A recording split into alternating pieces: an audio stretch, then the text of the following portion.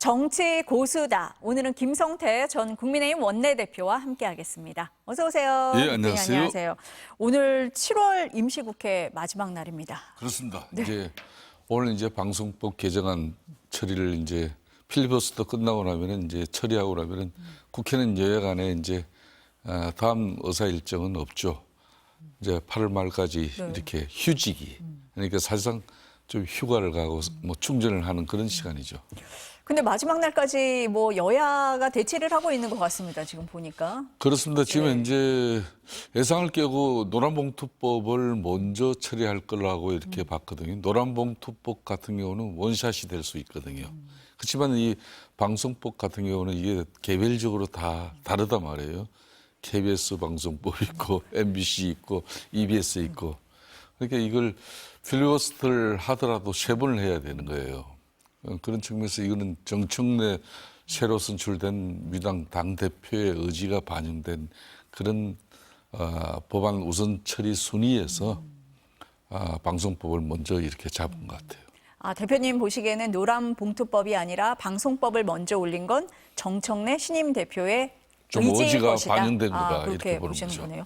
근데 국민의힘이 필리버스터를 하더라도 민주당 뭐 의석수로 통과가 가능하잖아요. 국민의힘이 시간 끌기를 하는 전략밖에 안 되는 건데. 지금은 이제 네. 국회 이렇게 여야 뭐 의석 구성으로는 이게 별 의미가 없어요. 그냥 뭐 24시간 이렇게 필리버스터 하고 나면은 미당 의석으로도 뭐 3분의 2 의석이 되니까 180석 의석 뭐쯤 이제 종신당만 협조를 구하면 아무 문제가 없으니까 그러니까 별 의미가 없어요. 저는 이것보다는 대려 제1야당인 국민의힘이 강도 높은 이 쇄신과 변화의 노력을 이 자정 노력을 국민들에게 보여주고 또 집권당인 민주당에게 견제 수단으로서 이 야당이 새롭게 거듭섰다.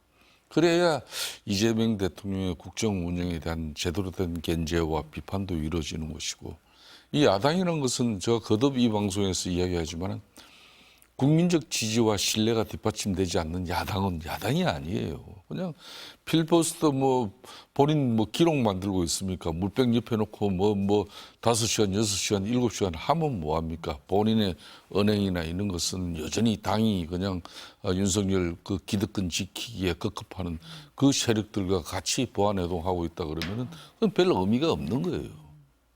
저는 그런 측면에서 뭐 이 필리버스터라는 게 이게 국민들에게 절실하게 저게 감동으로 또 국민들과 같이 이해를 구하고 또 동의가 돼서 집권 세력인 민주당이 이렇게 하면은 다음에는 큰일 나겠구나 이런 경각심 경종을 울리는 그런 필리버스터가 못 되고 있어요.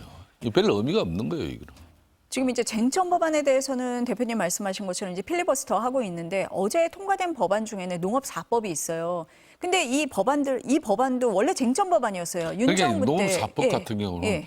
지난번 이 윤석열 때도 이게 뭐 사실상 여야 간에 이게 뭐 조금만 의견 차이를 갖다가 좁혀 나가면은 충분하게 합의 처리될 수 있는 법안인데. 협상의 여지가 저는 있었던 그렇게 법안이라고 봤어요. 보셨군요. 예. 예. 근데 생각해 보십시오, 그러면 윤석열 대통령 때는 안 되고 지금은 되는 게 여야 간에 합의가 이루어졌다는 것은 그거는 쟁점을 좁히면은 크게 그렇게 뭐 국회가 파행나고 파탄 날 정도의 그런 이 갈등이 양상되는 법이 아니라는 걸 증명이 됐잖아요. 저는 그런 측면에서 이 농업 4법 같은 경우는 뭐 큰 무리 없이 된 게 다행스럽게 저는 생각을 하고 있습니다. 원내대표를 해보셨으니까 지금 이 국회 상황을 보면 그래서 앞서서 제1야당이 저렇게 해도 되나 답답하다라고 말씀하신 이유가 거기에 있을 것 같거든요. 그렇죠. 예. 제가 이제 대표할 때 같은 경우도 맨날 뭐 선별적 복지냐 보편적 복지냐 이 싸움 난 왜 하냐 그랬어요. 가령 아동수당 예를 들어가지고 아동수당 지급 대상 아동은 한 650억 정도 국가재정이 들어가는데 그걸 행정적으로 선별해내고 구분해내는 그 비용이 1,000억 가까이 들어요. 그럼 그건 우리가 판단 잘못한 거지. 그래서 저는 가감하게 그런 뭐 보편적 복지 개념을 털어내버리고 대려 실질적으로 민주당으로부터 협력을 이끌어내는 뭐 가령 드루킹 특검도 그래서 만들어진 거고 이런 거죠. 그래서 좀 저는 이제 국민의힘이 이제 제1야당이 됐으니까 원내 전략, 협상 전략, 이 싸움의 기술도 에브리데이 싸움을 하면은 서로 싸움이 안 돼요, 그냥.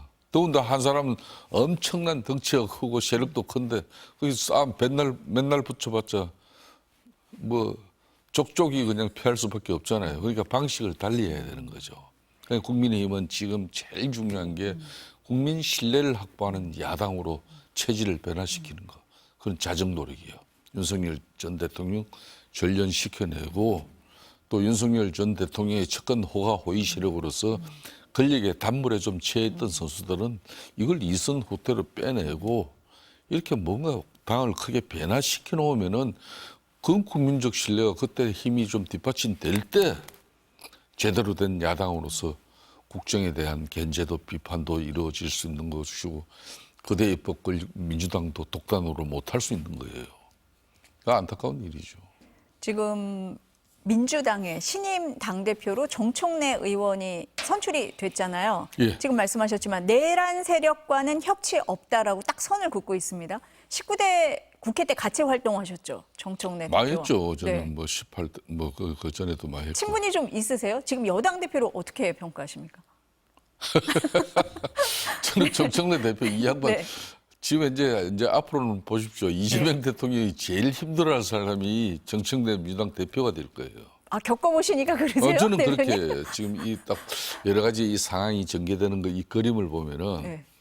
그러니까 이제 아무래도 박찬대 전 원내대표 같은 경우는 이재명 대표 입장에서는 야당일 때는 또 모르지만은 본인이 직접 대통령이 되고 나면은 그래도 대통령의 어중과 대통령의 국정 운영을 친정 세력인 민주당이 어떻게 뒷받침해 주는 게 편하는지 아실 거예요. 조금 있으면은.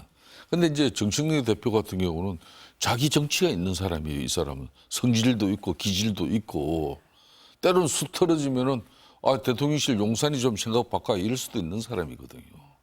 이번에 당 대표가 되는 과정도 철저하게 이재명 대통령도 그 어려운 뭐 사법 리스크 과정 속에서도 자신의 그 절대적인 지지층 개딸들의 그 변함없는 지지로 당 대표도 되고 또 윤석열 정권에서 그 어려운 시간도 극복해내고 대통령까지 됐다. 나도 역시 내가 믿을 만한 사람은 그래도 가장 민주당의 강력한 지지 기반 여기에 있다. 이렇기 때문에 저는 이 양반이 진짜 내란 세력들하고 뭐 악수도 안 하고 앞으로 뭐 타협도 없다. 이 빈말로 안 들려요. 아, 진짜 그럴 거라고 보세요. 오늘 국회의장하고 야당 대표들 예방을 갔는데 국민의힘 뺐거든요. 그 일환이다 이렇게 보세요? 그러면? 그렇죠, 당연히. 이 친구 몰래 이렇게 하면 안 돼요. 이재명 대통령을 좀 편하게 국정 운영이 될 수 있도록 하려면 집권당으로서 네. 집권당은 그러니까 국정에 대한 한 축으로서 책임이 있어요. 그러니까 당정 간에 앞으로 많은 협의도 하고 그에 따른 정치적 책임은 집권당이 민주당이 져야 되는 거예요. 국정 운영 절반의 책임은 또 대통령이 져야 되는 거고 그런 측면인데 그러면 이재명 대통령은 당선되자마자 외교 안보 포함해서 모든 인사 이런 내용에서 쉽게 말하면은 좀 협치 정국을 통해서 국민 주권 정부라는 게 이게 협치라는 걸 정치를 통해서 풀어보겠다.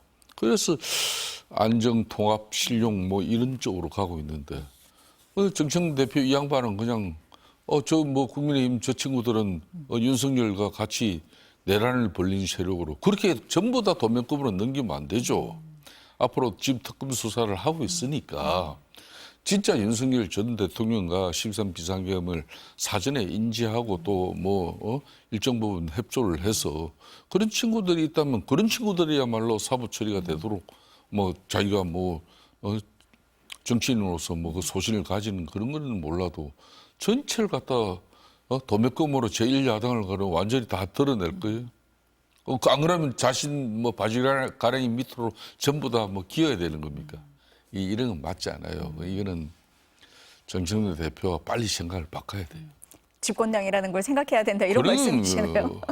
정청래 대표가 지금 대표님 말씀하신 것처럼 나 야당과는 악수도 안 한다라고 했더니 지금 국민의힘 당대표 선거가 진행 중인데 뭐 여론조사에서 1위로 나오는 김문수 후보는 나는 정청래 대표하고는 악수 안 한다라고 했습니다. 그럼 만약에 김문수 후보가 당선이 돼요. 그럼 여야 관계가 어떻게 되는 겁니까? 그러니까 극대강 극과 극으로 가는 거예요? 그런 거죠. 그러니까 그렇지 않아도 지난 뭐 문재인 정권 5년에 또 윤석열 3년에 그냥 이 8년 동안 이 양진영 편든 정치에 가지고 우리 국민들 정말 힘들어했어요. 내가 어느 편에 서야 되냐. 그 지난한 싸움을 이제 끝내고 이제는 말 그대로 국민 통합을 향해서 이렇게 정치가 매진해야 되는 건데. 그러니까 이재명 대통령이 아무리 국민 통합적인 뭐 그런 행보를 한다 하더라도 친정 세력인 민주당이 국민의힘을 이렇게 배려하고 협치 정부를 만들어가는 그런 뭐 성의와 노력, 상대 인정 뭐 이런 걸 해나가지 않으면은 협치 정부는 어려워지죠. 그럼 극대 극으로 갑니다. 그러면 지금은 괜찮아요. 뭐 이재명 대통령 친정 세력인 민주당이 뭐 절대 의석을 가지고 있기 때문에 국정 운영하는데 아무런 지장이 없어요. 그렇지만은 권력이라는 것은 영원한 권력 없거든요. 가돈이 지금 이재명 대통령처럼 이렇게 대한민국 헌정 역사상 이렇게 권력이 집중된 경우도 흔치 않아요. 상당히 위험한 거죠. 그러니까 이재명 대통령의 이 통치 권력이라는 것은 과거 역대 어느 대통령보다 절제된 권력을 행사해야 돼요. 그러기 위해서는 친정에서도 거기에 보조를 맞춰줘야 돼요. 민주당에서도 보조를 맞춰주는 게 그렇죠. 필요하다라는 게 대표님 생각이신 거네요. 그런데 지금 예. 이제 정청래 대표가 자신의 선명성을 갖다 유지하는 저 입장은 쉽게 말하면 민주당 당대표가 되기 이전까지 딱 그걸로 끝내야 되는 거거든. 그걸로 끝내지 못하니까 지금 문제가 이제 될 거라는 것이죠. 그럼 그러다 보면은 지금도 봐요. 그냥 논란이 되고 있는 주식 양도 예? 대주주 자격 요건을 갖다 가지고 50억이냐 뭐 지금 10억으로 이걸 내리고 나니까 큰 문제가 돼 있잖아요. 이걸 갖다 이제 의원들 입단속은 어제보로 시켜가지고 조용해졌지만은 이게 그러면 이재명 대통령실, 용산 대통령실하고 지금 이제 정부 기재부하고 다 협의해가지고 당정 간에 진성준 앞에 정책위장 간에 당정 간에 나온 그 입장을 갖다가 이제 앞으로 말 그 약속을 갖다 그대로 지켜주지 않거나 말 또 정청래 당대표적인 입장에서 지금 판단이 뭐 가령 30억으로 조정해 버린다든지 뭐 이리저리 하면은 그런 게 이제 겁이 가기 시작할 겁니다. 대표님 보시기에는 그러면은 지금 말씀하신 주식 양도세 기준이요. 민주당 안에서도 뭐 찬성하는 사람이 있고 반대하는 사람이 있고 그래서 이제 정청래 대표가 함구령을 내린 상황인데 방향이 좀 바뀔 수 있다 이렇게 보십니까? 어떻게 보세요?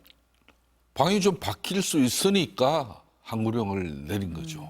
그러니까 그런 여론이 당내 확산될 수도 있을 거니까. 그런 부분을 그럼 그렇게 해서 대통령실하고 이재명 대통령이 요 앞에 자기가 당대표 되기 전에 그러니까 김병기 비대위 체제에서 진성준 정책위장하고 만들어낸 그 내용을 존중해 줄 건지 어려움이 있더라도 아니야 이거는 우리 당원들 뭐 내가 입단속은 뭐 의원들 시켰지만은 결국은 국민 여론이 이러니까 이런 정도로 수정 변경해야 돼 이렇게 가져갈 건지 그건 모르는 거죠. 좀 지켜볼 대목이다 이렇게 보시는 거네요. 그 부분을. 지금 이제 국민의힘이 계속 변해야 된다. 대표님은 계속 줄곧 이 말씀을 하십니다. 거기서 나오는 게 그럼 윤석열 전 대통령과 어떻게 관계를 가져갈 거냐, 어떻게 절연할 거냐 하는데 지금 체포영장 집행 얘기가 계속 나오고 있거든요. 예. 지난주에 무산이 됐습니다. 그러니까 끌고 나오려고 하는 특검이나 안 끌려가겠다고 발버둥 치는 윤석열 전 대통령이나 정말 볼상사나운 거죠. 그러니까 이 언더웨어가 왜 애신 보도까지 타야 되냐고. 그 쏘고 차림이란 게 그게 지금 일시적으로는 우리 국민들 입장에서 이렇게 막 아예 보면은 분노할 사람도 있고 저게 뭐냐 그냥 수치심에 해를 차게 될 거거든요. 그러면 그게 결국은 대한민국의 정치 수준인가 이렇게 애국에서 볼 때는 그렇게 되는 거예요. 그러니까 더군다나 미국하고 지금 현재 간세 협상 앞으로 급한 불만 끝이 잔불은 여전히 큰 불이 될 수 있는 상황이에요. 예? 방위비 문제라든지 이런 걸 여러 가지.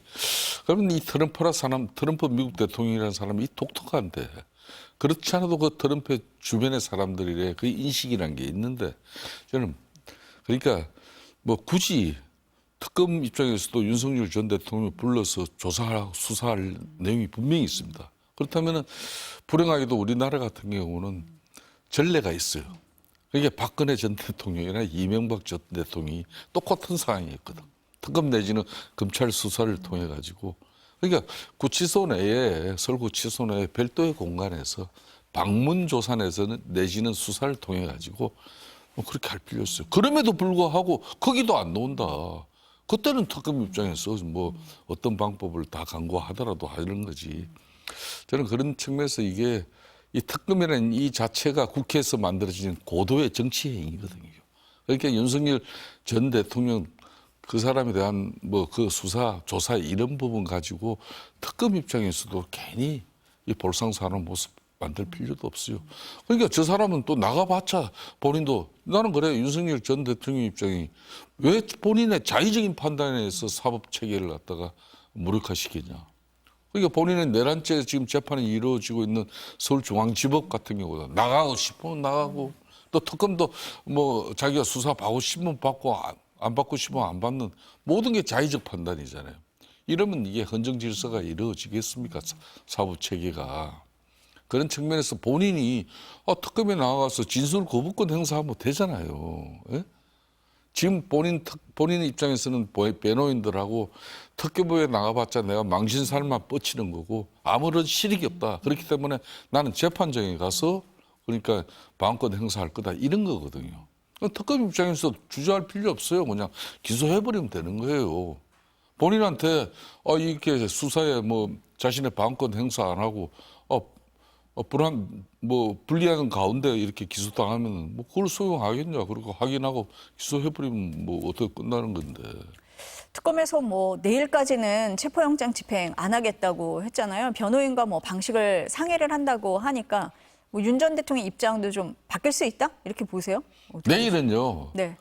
정말 뭐 이 세계 특검 가지고 이게 내일 크라이막스에 올라가잖아요. 내일 김건희 여사가 특검에 이제 포토라인에 서는 날이에요. 거기에 한 사람은 또 이제 서울구치소에서 강제 인치 그러니까 장제 구인을 통해 가지고 그 특검에 끌고 가는 그 모습. 그러면 이게 뭐 그림 너무 안 좋죠. 그래서 뭐 특검도 그런 여러 가지를 또 고려한 것 같아요. 지금 김건희 여사가 내일 소환된다 이 말씀을 하셨는데 홍준표 전 대구시장이 윤석열 전 대통령에 대한 수사보다 김건희 여사에 대한 수사가 더 큰 충격을 줄 거다 이렇게 얘기를 했는데 뭐 어떤 배경이 있다 이렇게 보십니까? 쉽게 말하는 예. 윤석열 전 대통령 12.3 비상계엄이라는 그 쉽게 말하면 오판을 자신은 고도의 정치 행위로서 비상대권을 행사한 부분이라 그러지만은 그거는 내란 특검에서 그거는 뭐 잘못된 거고 지금 수사가 상당히 빠르게 진행되고 있는 상황이에요. 김건희 여사 지금 현재 특검의 그 16가지 내용들은 다 부정하고 부패하고 정말 비리예요, 비리. 예? 자기 신랑 그러니까 대통령 권력 가지고 자신의 사욕을 채우기 위하고 자신의 일간 친정의 그런 일가들의 그런 가담 속에서 그런 게 이루어졌다면 이거는 엄청난 사건이 된 거죠.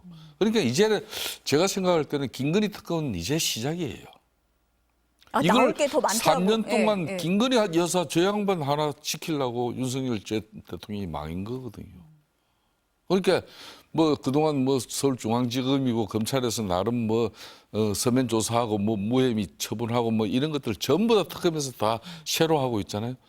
이걸 하면 할수록 더 실질적인 내용이 나요. 그래서 제가 볼 때는 내란 특검하고 해병대 최상병 특검 같은 경우는 국회에서 정한 특검 기일 내에 수사가 종료될 수도 있겠다. 나는 이리 보는 거고 이 김건희 여사 이 특검은 제가 볼 때는 시간이 더 끌어질 겁니다.